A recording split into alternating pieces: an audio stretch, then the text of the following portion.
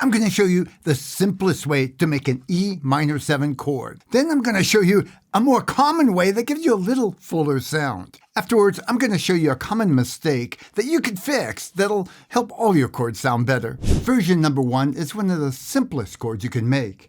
Put a finger on the 2nd fret of the 5th string. Now, I often use my 2nd finger, but it doesn't really matter, 1st, 2nd finger, even 3rd finger. That's the chord. Strum all the way down. That's an E minor 7. Version number 2 emphasizes that 7th note and puts it a little higher in the voicing so it sticks out more. We're going to put the 1st finger on the 2nd fret of the 5th string and the 3rd finger on the 3rd fret of the 2nd string. Now, you can also strum all the way down.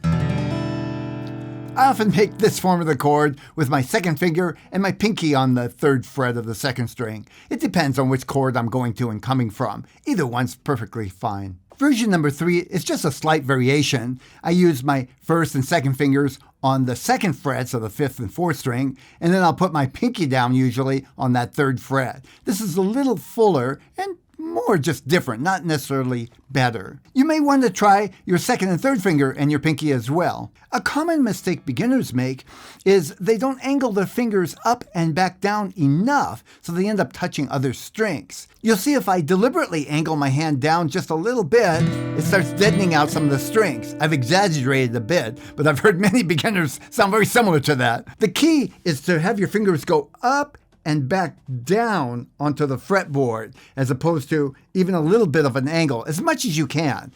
Now, it does help if you have a good wrist position, wrists kind of hanging down, as opposed to pushed out or back like this. And you want to keep your elbow fairly into your side, not tucked tight, but hanging loose right at your side, not sticking out. I find this a little bit easier when I use my 2nd and 3rd finger and my pinky to clear all the strings, but everybody's a little different there. Mastering the technique of getting your wrist and your fingers up and back down on the fretboard will help all your chords sound better. I'd encourage you to pick just one version and practice it. You can always add more versions later. Then the next critical step is to be able to switch from that chord to another chord. To help you with that, I've created a fun game that I think you'll really enjoy. Watch this next video and I'll show you how it works.